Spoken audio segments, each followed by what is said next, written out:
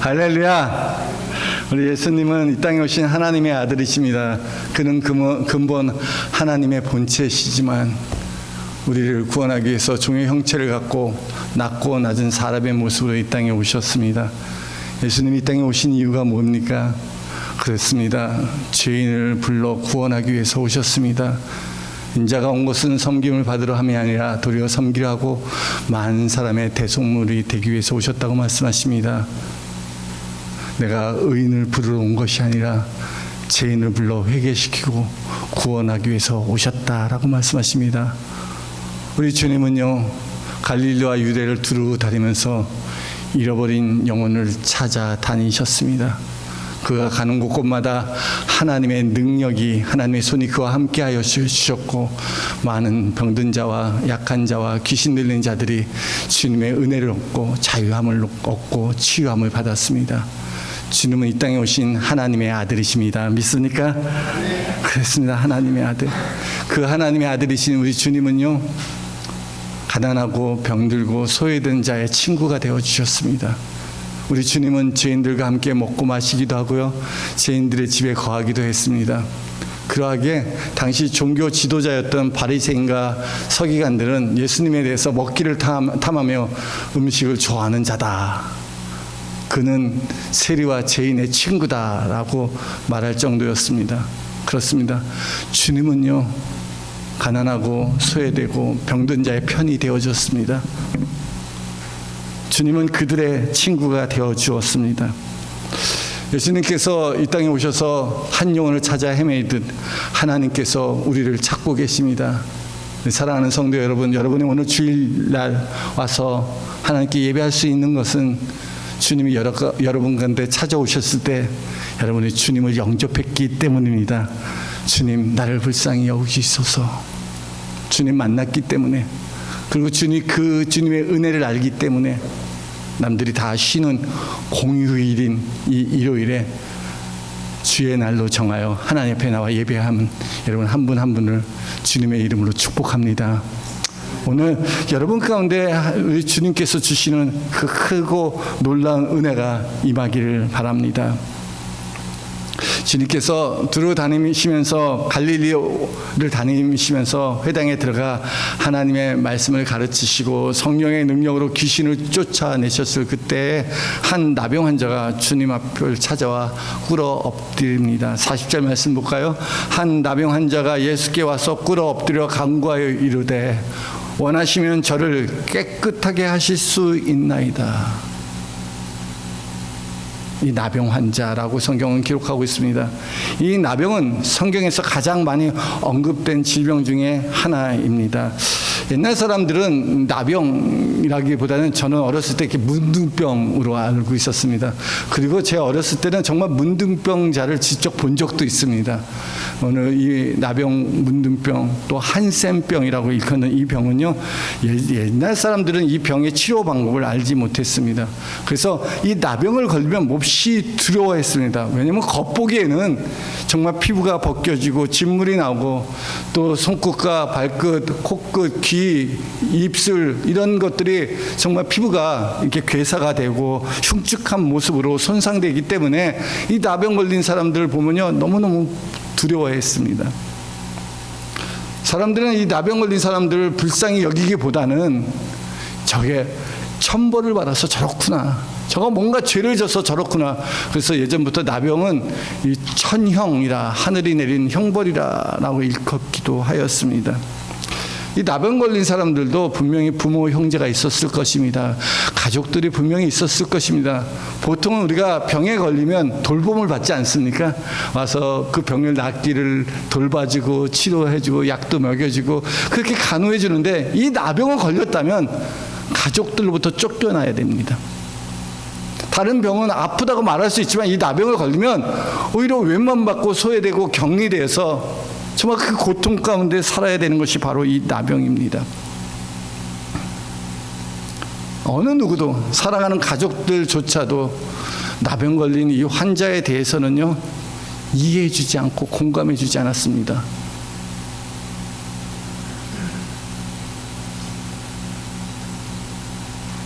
사람들은 겉모습만 보고 판단합니다. 이 나병 걸린 사람들의 겉모습이 참으로 혐오스럽고 또한 자기가 보기에 불쾌하고 더럽게 보이기 때문에 그를 정죄하고 또한 상종하지도 않습니다. 이런 나병 환자가, 이 한 나병 환자가 예수님 있는 곳에 찾아가서 간구합니다. 사람들에게 봉변을 당하고 사람들에게 제지당할 수 있는 그런 나병 환자가 그런 위험한 상황임에도 불구하고 병든 몸을 이끌고 주님 앞에 꿇어 간구합니다. 이 나병 환자가 자기가 나병이 걸리고 싶어서 걸렸겠습니까? 자기도 위로받고 싶고 자기도 이 병에서 낫고 싶었지만 아무도 나병 환자를 함께하는 자가 없었습니다.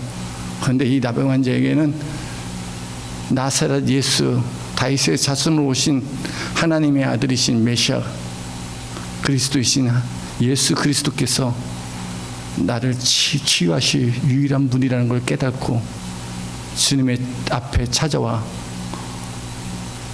꿇어 엎드려 간구합니다. 그에게는 유일한 소망은 예수님밖에 없습니다.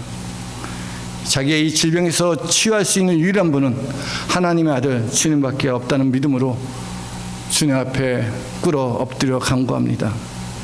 우리 사랑하는 성도 여러분, 우리 주 예수 그리스도가 하나님의 아들 되심을 믿습니까?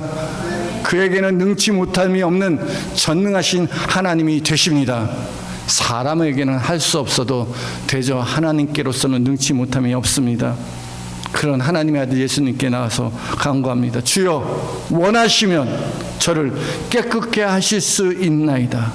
사람들은 할 수 없다고, 네 병 치료할 수 없다고, 불가능하다고 생각하지만 주님만은 이 나병에서, 이 문둥병에서, 이 한센병에서 나를 고쳐서 깨끗게 하실 수 있습니다. 주님은 불가능한 게 없습니다. 주님 원하시면, 주님이 원하신다면 저를 깨끗게 하실 수 있습니다. 그럼 믿음으로 주님 앞에 꿇어 엎드립니다.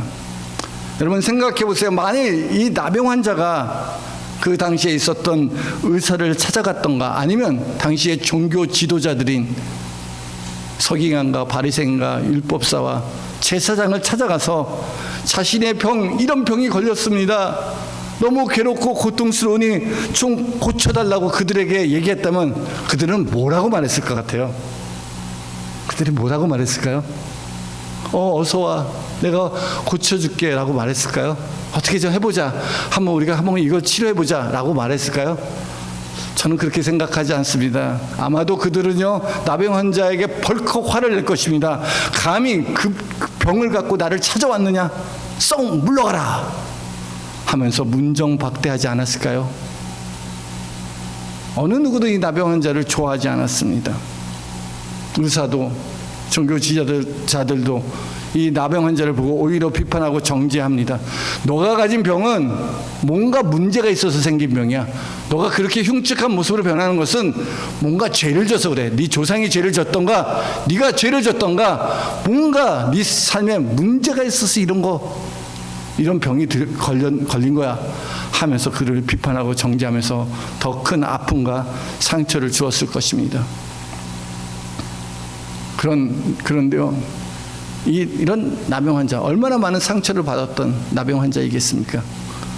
가족한테도 인정받지 못했던, 자신의 질병 때문에 고통과 아픔을 가졌던 이 나병 환자는요, 예수님께 찾아가 꿇어 엎드립니다.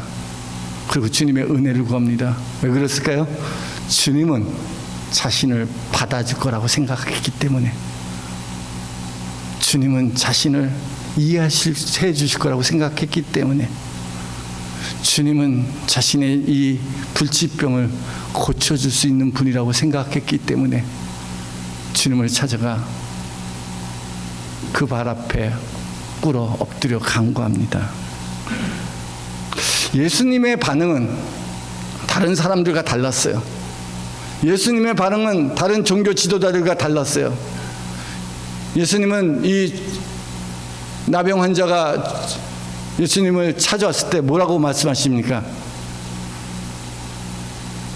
마병 환자가 찾아오면 뭐라고 말씀하십니까? 아무 말도 안 하세요. 뭐라고 묻지도 따지지도 않습니다. 뭐라고 말씀하시지 않아요. 그냥 그를 보십니다. 그리고 어떻게 하시죠? 그를 너 왜 이런 병이 걸렸냐? 시시비비를 찾고 네가 뭔가 잘못해서 그렇지, 네가 이렇게 사는 것은 너가 문제가 있어서 그렇지 라고 정죄하거나 비판하지도 않았어요. 주님은 그를 향하여 손을 내밀어 만져주십니다. 아무도 가까이 하지 않고 손대기를 꺼려했던 전염성이 있는 이 나병 환자를 향하여 손을 내밀어 만져주십니다. 한 번도 그가 나병 걸린 이후에 어느 누가 자기를 만져주거나 안아주거나 터치한 사람이 없었습니다. 가까이 오는 곳이 무서워서 다 도망갔는데 이 주님이 손을 내밀어 그에게 손을 댑니다. 만져주십니다. 여러분 이 나병 환자의 마음이 어땠을까요? 묻지도 따지지도 않고 그냥 손을 내밀어 만져주고 안아줬던 그 주님, 그런 것을 경험했던 이 나병 환자의 마음은 어땠을까요? 많은 사람들은 그 사람에 대해서 혐오하고 인간 대우를 해주지 않았지만 오직 주님만은 그를 인간으로서 그를 만져주셨습니다. 왜 주님이 손을 내밀어 그를 만져주신 이유가 뭘까요? 왜 그랬습니까? 41절 말씀 한번 볼까요? 예수께서 불쌍히 여기사 손을 내밀어 그에게 대시니 이르시되 내가 원하노니 깨끗함을 받으라 하시니. 예수님이 손을 내밀어 그에게 만지시고 난 다음에 말씀하십니다. 먼저 만져주십니다. 근데 왜 만져주셨다고 성경은 기록하고 있습니까? 그를 불쌍히 여기사, 그를 불쌍히 여기사 손을 내밀어 그를 만져주셨습니다. 여기에 예수 그리스도의 아름다움이 있습니다. 여기에 예수님이 손을 내미시며 만져주신 그 긍휼하심을 보게 됩니다. 예수님이 완전한 인간으로서 이 땅에 오셨습니다. 이 얼마나 멋지고 아름답고 매력 있는 주님이시니까. 참 귀하신 분입니다. 참 좋으신 하나님이 되십니다. 예수님은요, 이 나병 환자가 갖고 있는 그 내면을, 그 마음을 너무너무 잘 알고 있습니다. 이 나병 때문에 겪었던 이 병으로 말미암아 아파하고 괴로워하며 슬픔과 고통 가운데 지냈던 수많은 일들과 수많은 시간들을 주님이 알까요? 모를까요? 잘 알고 있었어요. 그걸 보시는 거예요. 그거를.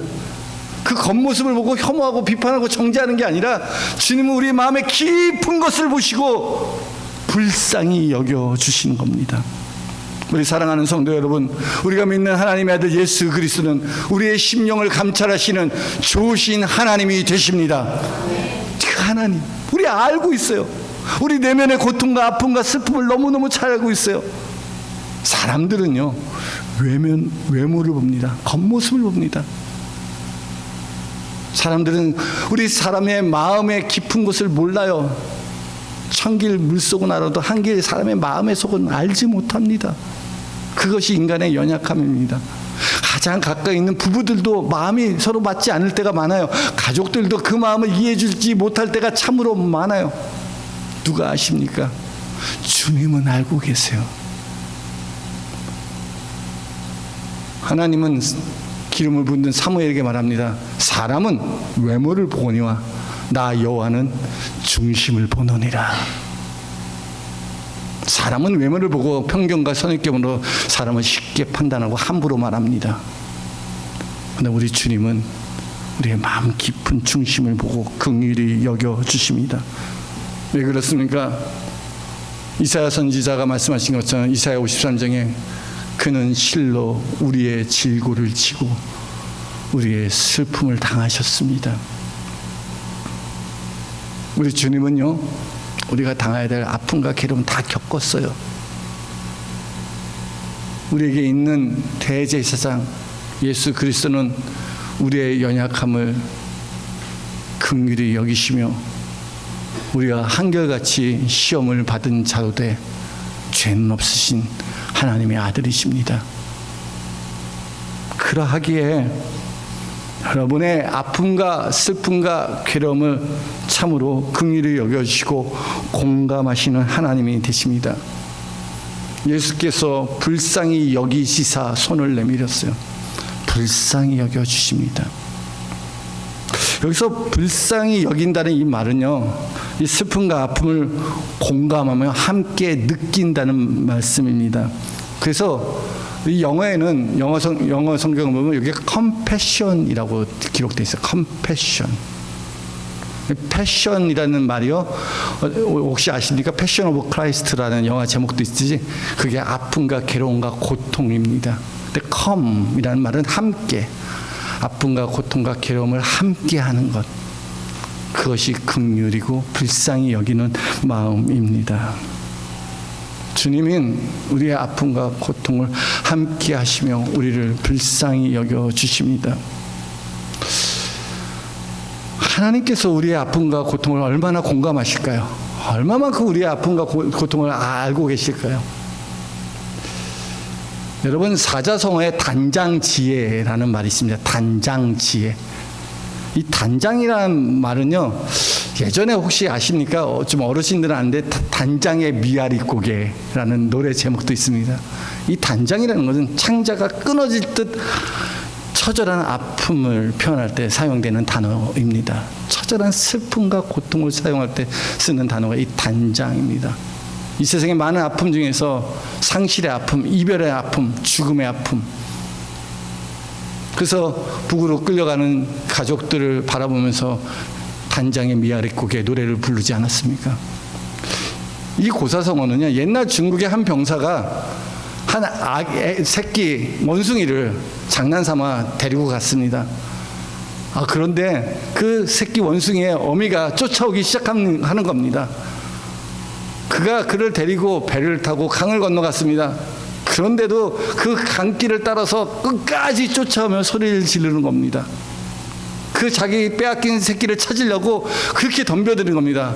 얼마나 그 원숭이의 어미가 긍휼히 불쌍히 여겼던지 이제 그 새끼를 다시 돌려주려고 했더니 그 어미가 그 새끼 앞에 가까이 오더니만 그냥 푹 쓰러져서 죽는 겁니다. 딱하게 여기는 그 병사가 그 어미 원숭이를 자세히 보더니 배가 부룩한 겁니다. 왜 그럴까 해서 그 배를 갈라보았더니 이 창자가 또각또각 다 끊어져 있다는 거에 끊어져 있다는 그런 고사성어입니다. 자녀를 잃은 아픔만큼, 고통만큼, 슬픔만큼 더 괴로운 것이 없습니다. 하나님은요, 그 마음을 아세요. 우리 자녀를 잃어버린 그 부모의 아픔을 아세요. 왠지 아십니까? 우리를 너무너무 긍휼히 여기셔서 하나밖에 없는 우리 주 예수 그리스도를 우리 가운데 내어주시고 십자가에 못 박혀 죽게 하셨습니다. 알아요. 그 아픔을 아버지 하나님께서 너무너무 잘 알고 계세요. 그 자녀를 잃은 부모의 마음처럼 하나님 아버지도 자기 자녀를 내어주시면까지 우리를 불쌍히 여겨주시고 구원하여 주셨습니다. 지난주에도 우리가 살면서 남몰래 아픔과 슬픔 때문에 힘들고 괴로운 분들이 계실 것입니다. 내 마음도, 내 고통도, 내 슬픔도 아무도 알아주는 사람 없는 것 같고 외로움과 고독 가운데 사로잡혀서 슬픔의 눈물을 남모르게 흘리는 사람도 있을 것입니다. 우리는 그렇게 생각합니다. 아무도 내 친구가 없어. 아무도 나를 공감해 주는 사람이 없어. 지금 내 삶이 이 나병 걸린 환자처럼 소망도 없고 점점 썩어가고 죽어가고 있는데 누가 나를 치료할까? 누가 나를 위로할까? 누가 나의 친구가 되어줄까 하며 아파하는 사람들, 그런 분들이 우리 주변에 있습니다. 우리 사랑하는 성도 여러분, 오늘 우리 주님의 긍휼하심을 기억하시기 바랍니다. 우리의 아픔과 슬픔을 잘 아시는 주님께서 우리 눈에서 흐르는 눈물을 닦아 주십니다. 다시는 이별의 아픔이 없고 상하는 일, 고통하는 일, 병드는 일, 그런 게 없도록 주님께서 우리를 구원하여 주셨습니다. 주님이 우리에게 말씀하십니다. 내가 널 잘 안다. 나도 그랬어. 나도 버림받고 나도 아픔 당하고 나도 그랬어. 내가 너의 아픔 잘 알고 있다라고 말씀하십니다. 오늘 이 시간 저와 여러분들은 우리 주님의 긍휼하심을 구하시기 바랍니다. 주의 긍휼하심이 내게 필요합니다. 사도행전 10장 38절 보니까 나사렛 예수님이 두루 다니면서 선한 일을 행하시고 마귀에 눌린 모든 사람을 고쳤으니 이는 하나님이 함께 하셨음이라 라고 말씀하십니다. 주님이 두루 다니면서 선한 일을 행하셨습니다. 하나님의 능력이 우리 주님과 함께 하셨고 모든 고통받는 자, 가난한 자, 귀신 들린 자, 병든 자를 치료하여 주시고 고쳐주셨습니다. 주님이 두루 다니면서 선한 일을 행하신 그 이유가 무엇입니까? 왜 그가 한 곳에 있지 않고 두루 다니셨습니까? 왜 그 잃어버린 한 영혼 한 영혼을 찾으시면서 심지어 이방 땅까지 가서 그들을 구원하고 그들을 치료하고 그들에게 천국 복음을 전하신 이유가 뭡니까? 그렇습니다. 그것은 우리를 향한, 한 영혼을 향한 하나님의 사랑과 긍휼 때문입니다. 예수님께서 베푸신 사랑과 기적과 그 병 고치는 능력이 나타날 때마다 그 원인이 뭡니까? 왜 그런 일들을 행하시는 이유가 뭡니까? 우리를 향해 왜 선한 일을 행하시는 이유가 뭡니까? 그렇습니다. 예수님이 그렇게 일하고 예수님이 우리에게 은혜 베풀고 예수님이 우리를 치유하시고 그 사망 권세에서 우리를 건져주신 궁극적인 이유는 우리를 향한 긍휼하심 때문입니다. 우리 불쌍히 여기셔서 우리를 구원하지 않으면 견딜 수 없어서 우리가 사망과 지옥 권세에서 고통받는 걸 너무너무 잘 알고 있기 때문에 주님이 우리를 향하여 놀라운 일들을 행하셨습니다. 마태복음 14장 14절 보니까 큰 무리를 보시고 불쌍히 여기사 그 중에 있는 병든 자를 고쳐주시니라. 마태복음 15장 32절에도 내가 무리를 불쌍히 여기노니 이미 사흘이나 먹을 것이 없도다 길에서 기진할까 하여 굶겨 보내지 못하겠다 하면서 먹을 것을 주시는 기적을 베풀어 주십니다. 마태복음 20장 34절에도 예수께서 불쌍히 여기사 그들의 눈을 만지시니 곧 보게 되니라. 눈 앞을 보지 못하는 소경을 맹인을 주님께서 불쌍히 여기사 그 눈을 뜨게 해주시고 그들을 불쌍히 여기사 말 못하고 벙어리 든 사람을 입을 열어 말하게 하고 듣게 하여 주셨습니다. 또한 누가복음 7장 13절에 보니까 주께서 과부를 보시고 불쌍히 여기서 울지 말라 하시고 자기 하나밖에 없는 아들을 장례 치르는 그 과부를 보시고 불쌍히 여겨 주셨습니다. 그 여인을 아셨기 때문에 아들 하나 의지하고 살아갈 수밖에 없던 그 자녀를 잃은 그 어머니의 마음을 아셨기 때문에 울지 말라 하시면 그 아들을 고쳐주셨습니다. 다시 살려주셨습니다. 예수님께서 사랑하는 삼남매 마리아, 마르다, 나사로가 있었습니다. 나사로가 죽었다는 소식을 들었을 때 예수님이 찾아갔습니다.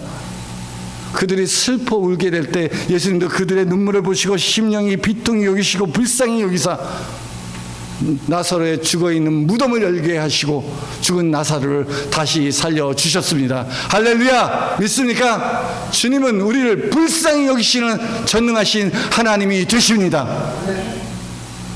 그래서 오늘 주여 나를 불쌍히 여겨 주옵소서라고 주의 긍휼하심을 구하기 바랍니다. 주님이 불쌍히 여기소서 손을 내밀어 만져주시고 내가 원하노니 깨끗함을 받아라 말씀하신 것처럼 오늘 나를 불쌍히 여겨서 나를 깨끗하게 하옵소서, 나를 구원하여 주옵소서, 나를 고쳐 주옵소서라고 간절히 주님의 긍휼하심을 구해야 될 것입니다. 예수님께서 여리고에 들렸다 나가실 때였습니다. 그것에서 구하라는 거진 소경 바디메오가 예수라는 소리를 듣고 부르짖어 외치기 시작합니다. 다윗의 자손 예수여, 나를 불쌍히 여겨 주옵소서. 사람들이 그가 부르짖는 소리가 너무 시끄럽기 때문에 잠잠하라, 조용하라 하지만 그는 이번에 예수님 만나지 않으면, 예수님의 긍휼하심을 얻지 못하면 나는 소망이 없다는 마음으로 더욱 크게 소리질러 주님의 긍휼하심을 구했습니다. 다윗의 자손 예수여, 나를 불쌍히 여기소서. 긍휼에 풍성하신 하나님께서 그 큰 사랑으로 우리를 사랑하여 주사 허물로 죽었던 우리를 그리스도와 함께 살리셨습니다. 우리 사랑하는 성도 여러분, 우리 긍휼히 여기는 마음, 이 긍휼히 여기는 마음은 예수님의 성품을 닮아가는 것입니다. 여러분, 하나님의 긍휼함을 얻기를 원하십니까? 그렇다면 여러분 마음에 긍휼함이 있어야 됩니다. 긍휼함이 없는데, 내가 아무런 긍휼함이 없고 내 마음이 완악하고 강팍하고 이기적이고 세상의 욕심으로 가득하고 교만하면 하나님의 긍휼하심을 구할 수 없습니다. 왜? 내 안에 긍휼한 마음이 없는데 어떻게 하나님의 긍휼을 구할 수 있겠습니까?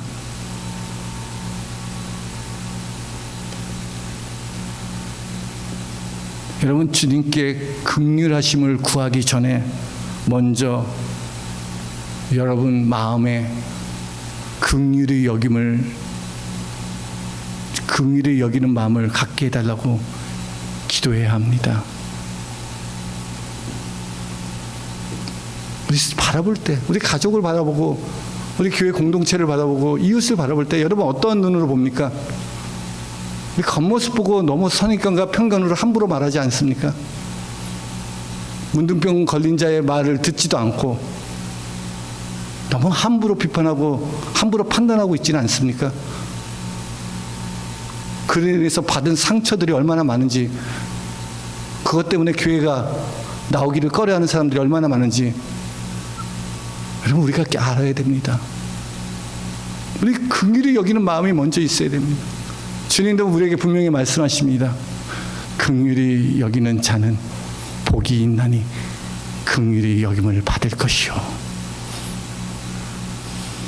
내 안에 먼저 긍휼히 여기는 마음이 있어야 됩니다. 그러면 어떻게 우리가 긍휼한 마음을 가질 수 있겠습니까? 여러분, 긍휼한 마음을 갖기 위해서 우리가 가져야 될 자세가 있습니다. 그것은 바로 경청과 공감입니다. 내가 먼저 하고 싶은 말을 하기 전에 남들이 말을 먼저 들어봐야 됩니다. 근데 듣는데 그냥 건성으로 듣는 게 아니라 왜 그러는지 경청해야 됩니다. 잘 듣고 그리고 먼저 공감해 줘야 됩니다. 경청과 공감은 우리가 이해를 갖게 됩니다. 아, 이 사람이 그렇게 행동할 수밖에 없는 이유가 있었구나 라고 이해가 될 때 비로소 그 마음을 헤아리게 되고 긍휼히 여기는 마음을 갖게 됩니다. 우리 뭔가 하려고 할 때 이유와 조건을 따지고 또 따집니다. 근데 주님은 따지지도 묻지도 않고 먼저 손을 내밀어 어루만져 주었습니다. 여러분, 성공하는 사람의 7가지 습관을 쓴 스티븐 코비라는 분 알고 계십니까? 한때 참 유명한 책이었습니다. 근데 이 책을 읽다가 제가 이 스티븐 코비가 경험했던 에피소드가 있어서 여러분과 함께 나누기를 원합니다. 이 스티븐 코비가 어느 날 뉴욕에 있는 한 지하철을 탔습니다. 사람들이 앉아서 신문도 보고 조용하게 묵상도 하고 아주 평온한 이 지하철 내부에 어떤 한 남자가 두 아이를 데리고 탄 것입니다. 그런데 이 아이가 타자마자 이 조용한 지하철 안에서 소동을 일으키는 겁니다. 아이들이 이리저리 다니면서 물건도 던지고 신문 보는 사람들의 신문도 툭툭 치면서 야단 법석을 떨고 있는 겁니다. 이 조용한 평화스러운 분위기가 금방 소란스러워졌습니다.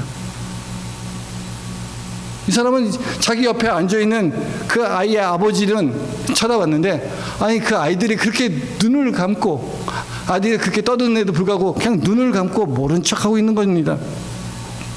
아이들이 이리저리 다니면서 심지어 물건도 집어 던지고 있는데 아무도 조치도 취하지 않고 무관심하게 눈 감고 앉아 있는 것입니다.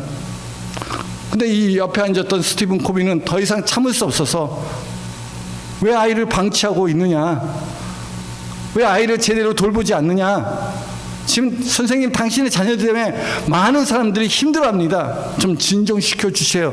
좀 애 좀 봐주세요. 라고 말합니다. 아마 거기에 앉아있던 사람들은 그렇게 생각했을 겁니다. 저 아버지는 참 무례해. 생각도 없어. 이런 공공장소에서 애들을 함부로 저렇게 방치해 두다니 하면서 말은 못했지만 속으로 부글부글 끓고 그리고 원망과 비판을 하고 있었을 수도 있을 것입니다. 근데 그때 묵묵히 눈을 감고 있던 그 아버지가 입을 열어 말합니다. 네, 당신 말씀이 참 옳습니다. 맞습니다. 내 아들이 야단 목소 떨지 못하도록 내가 그렇게 해야 한다고 나도 그렇게 알고 있고 그렇게 생각합니다. 하지만 조금 전에 애들의 어머니가 죽은 병원에서 나왔습니다. 내 아내가 죽었습니다. 그래서 나도 지금 어떻게 해야 할지 아무 생각이 없습니다. 내 아이들도 이 엄마의 죽음을 어떻게 받아들일지 자기 감정을 어떻게 조절할지 알지 못한다고 생각을 합니다. 그 얘기를 듣고 나서 자기가 얼마나 듣기 전에 알기도 전에 원망하고 비판하고 정죄했다는 것을 깨닫게 되었습니다. 그 전까지는요, 이 사람에 대해서 안 좋게 봤습니다. 근데 그 얘기를 듣고 공감하고 나니까 이제 완전 패러다임이 바뀐 겁니다. 완전 상황이 바뀌고 생각이 바뀌고 분위기가 바뀌었습니다. 그는 깨달아 말합니다. 이제 왜 그렇게 행동할 수밖에 없는 그 이유에 대해서 알게 됩니다. 애들 엄마의 죽음과 아내의 죽음에 대해서 공감하게 되고 도와주고 싶은 마음이 생겼다고 합니다. 오히려 그런 것이 바더가 되지 않고 어떡합니까? 어떻게 아내가 죽게 되었습니까? 하면서 공감하고 그 얘기를 들었다고 합니다. 우리 주변에 자신의 아픔을 함께 공감해 줄 친구를 찾고 있는 많은 사람들이 있습니다. 너무 외적인 모습만 바라보고 편견과 선입견으로 비판하고 정죄하고 있지는 않습니까? 누가 강도 만난 사람의 이웃이 될 수 있겠습니까? 우리 삶 속에 강도 만난 사람들이 있어요. 힘들고 아파서 괴로운 가운데 하루하루 살아가는 사람도 있습니다. 근데 누가 그렇게 고통 가운데 신음하고 있는 자들의 친구가 될 수 있습니까?